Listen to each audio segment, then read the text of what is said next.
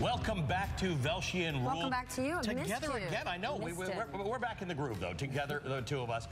We're back with more reports today that President Trump may be looking for ways to undercut Special Counsel Robert Mueller's Russia investigation, and also that the president is exploring his pardon powers. Focusing on that, again, lost opportunity. How about the agenda? Joining us live now, Republican Congressman Kevin Cramer of North Dakota. He is a member of the House Energy and Commerce Committee. Congressman, that's exactly what I want to start with. Opportunity lost. President Trump asking about his power to pardon aides, family members, and even himself, aiming to discredit Robert Mueller. You're a congressman, a Republican congressman with a Republican president, with an agenda you'd love to get to, and this is what your president is focused on. Well, first of all, let's be clear that we're talking about, once again, that famous source of the Washington Post named unnamed. And so until such time as there's a legitimate source or evidence, we're talking about a rumor. Well, we're not, sir, with respect to the president talking to the New York Times, he said it to the New York Times. He talked about Robert Mueller not crossing red lines. He talked about Jeff Sessions not being. I mean, come on, we're not making this up, sir. Let's assume. So no, in that New York you're Times, talking about pardon. You're talking about. But the pardon, the issue of the pardon is a rumor, and it's been denied by his counsel. All of that said, to your point about lost opportunity, I would admit to you that one of my great frustrations, not just since Donald Trump became president, but even the 4 years prior to that I've served in the majority in the House of Representatives, that we do find ways to give up the moral high ground oftentimes. I think that's a reflection of the diversity of Republicans in the House and the Senate and now in the White House. But all of that said, I don't think we should be fooled by the fact that there's still an awful lot going on, that these distractions are more interesting to the Washington press corps and to the New York press corps than they are to the people in the middle of America. Congressman, hold on. Not necessarily to Ali and I. And in that interview with President Trump did with the New York Times, he had ample opportunity to discuss infrastructure, health care, tax reform, and he didn't. He chose to dig into attacking Jeff Sessions, and when he discussed health care, he was absolutely wrong in discussing, well, you pay $12 a year, and then when you're 70, you should have something. That's just categorically untrue. So it's not the press corps. I would absolutely love to focus on the agenda, sir. The president isn't. Listen, there's an unhealthy obsession with all things Russian and all things the last election by plenty of people, largely in the press corps. And you're right, I'm going to interrupt you, sir. It is not an unhealthy obsession. Do you believe that Russia interfered in the 2016 election? I think Russia has attempted to interfere in several elections over the last several decades in many countries. How is that an unhealthy obsession? It's an unhealthy obsession when 90% of a newscast is focused on that when there are plenty of other things going on. Sir, have you ever watched what we do? That said, we continue to do our job. Stephanie and I concentrate on a daily basis. We talk about tax reform. We talk about health care. Sir, you're issuing Republican talking points right now. Can we have a conversation just from a legislator to journalists right now? Can we do that? Sure. We can. In fairness to you, I don't see a lot of TV in the afternoon. I do watch Morning Joe in the morning. However, there are a lot of good things going on, and you're right, the president's focused a lot on the other issues the other day. My advice to him would be don't call in the New York Times for interviews when you're having a theme week on American-made. You know, that to me, that's a great theme. The week before, a couple weeks before, the energy theme was a very good theme. Good for North Dakota, good for much of America. I think there's a lot of great things to be talking about, and I wish we were spending more time talking about it, and I applaud Ali and Stephanie for doing exactly that on your show. I wish more did. We do love covering Made in America. What is your opinion on the fact that the president, while touting Made in America Week, still doesn't make his products, nor does his daughter, in the United States? And we learned just this week they are looking to get visas for people to work in his club in Florida from outside the United States for jobs that could be filled by Americans, bartenders, waitresses, hostesses, jobs I've actually held. Sure, as have I, by the way. And what I would say is I think that he is the perfect person to address this issue, given his breadth of experience in business and international business. His need for immigrant workers, I think, makes him the perfect person to help us wade through the aspects of legal immigration, visas, you know, everything. In North Dakota, we need more H-2A ag visas. We need more H-1B visas for our Microsoft campus and other high-tech industries. We need somebody like Donald Trump with his breadth of experience to help us wade through that. If he's the perfect person, which is why so many people voted for him to do so, why doesn't he do it?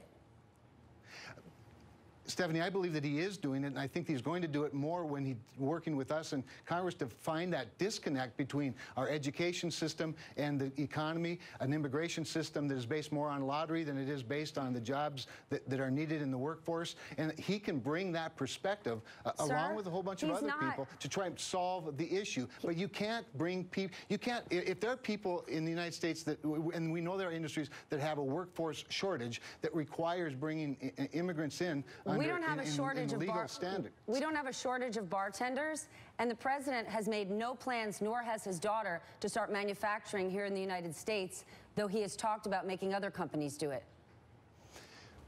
So, Stephanie, on that, with that in mind, looking at things like health care, looking at things like, nutrition assistance program that we're talking about, that debate now as we enter into a new farm bill.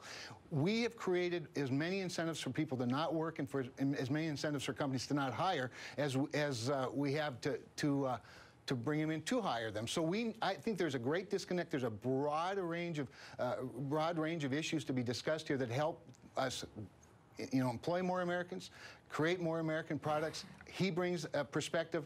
A lot of other people bring a perspective, and to his credit, he's brought lots of people of diverse beliefs into the White House to discuss this very issue. Sir, he has brought many people there. He's brought many people there for meetings and photo opportunities, but when you mention nutrition assistance, I have to say what I think of is the fact that under Betsy DeVos, the standards have been dropped, the regulations have been dropped in terms of nutritional food being required in school cafeterias. Those standards are now lost. But what I'm talking about is the food stamp program, for example, work requirements, whether it's for, various welfare programs such as SNAP or food stamps or even health care. For able-bodied adults who don't have dependent children. I think there's a lot of that talk that's going on that he's helping us lead, and we need to get to that stuff so that we can create opportunity for people to work in America, making a more American products. Now, I will tell you, I think this is a much steeper hill, I think, than some people might think in terms of the global economy and making sure that our consumers also enjoy low-cost products that are made in other places. But to his credit, he is helping us focus more on an made in America. I mean, Congressman, you could say to his credit, the rest of us have been studying this for 25 years. We know it's complicated. We don't actually ever come out and say it's complicated. I'm going to ask our producers, Congressman, to send you links to all of the stuff that Stephanie and on infrastructure, on American-made, on minimum wage, on minimum wage, on economic growth, please, so that you don't go on anybody else's TV and spout this nonsense about how the media is obsessed with Russia. And to say to his credit, we talk about a lot the president's talking about it. He's talking about it. There are no action steps following it. There's an awful lot of meetings and listening sessions, but in terms of action, the action we've seen him take is firing James Comey. Except that he's actually reduced how many regulations did he announce this week? In fact, now in the first 6 months, he's reduced in North Dakota. Yes, and you know what regulation you know what we're hearing is going to be deregulated? That they're going to remove the cap on Wall Street bonuses that was put in place over the last 8 years. That's not a regulation that your folks in North Dakota are going to enjoy all that much having removed. It's also not one that we're going to worry about a whole bunch. What we worry about are regulations that keep our miners from mining coal, that keep our oil workers from working in the oil patch, that keep our oil from moving to markets in an efficient manner through pipelines, that keep our farmers from being able to farm their land the way that they know how to best to do it. Fracking growth, you know this better than anyone in the country. Fracking growth has been on the rise for 5, 6, 7 years. What regulation stops anybody from fracking? If there are regulations to stop people from fracking, you'd have a much higher unemployment rate in the state of North Dakota, sir. And to that, I would say you're welcome, because we're fortunate in North Dakota that Barack Obama wasn't the main landlord of the land under which oil exists in North Dakota, but he is, and he was in many other places. In fact, a couple of years ago, the United States taxpayers took in about $20 billion in revenue from oil sales offshore and on federal lands. Last year, it was about $2 billion. Now, we can do a lot better. The price of oil was lower, sir. The fracking stopped because the price of oil, when it's below about $55 a barrel, doesn't become economic for companies to do it. That was the price of oil. It had nothing to do with Barack Obama at all. In fact, there's been more oil produced under Barack Obama than any president before him. Again, you're welcome, but on federal lands, that's not been the case, and that's why lifting moratoriums on federal coal, for example, lifting some of the moratoriums on offshore drilling is very important to American jobs, to the American economy, and to America's energy and national security. Now that we've lifted the oil export ban, and to President Obama's credit, he signed that bill as part of an omnibus package. You know, we can now be the stabilizing force in the globe. We passed a couple of important bills just this week in the House of Representatives, bipartisan bills on pipeline infrastructure. It's part of our infrastructure package, as well as our ability to export. In North Dakota alone, since the day that President Trump signed that order allowing the advancement of the Dakota Access Pipeline, we've seen an increase of nearly 50% in drilling. That's a pretty significant stroke of a pen for our economy and for our nation's security. All right, I appreciate that. And to fact check, the president also said that the pipes would be made in the United States, We're not and sure they're that's going to happen. He did. We're not sure that's going to happen. Well, the majority of the pipes were already purchased.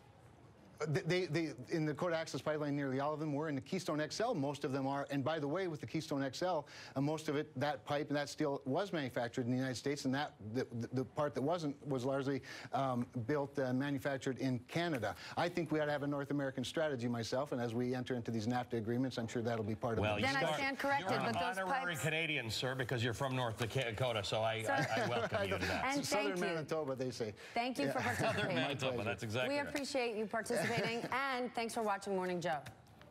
And we're going to send you the links for the stuff that we've done on all the And I may have made a mistake right there, but also a lot of those pipes that were already purchased. About these pipes, but they were purchased during the last administration. And he is right. Most of them are, many of them are made in Canada. That was Representative Kevin Kramer. Stand by.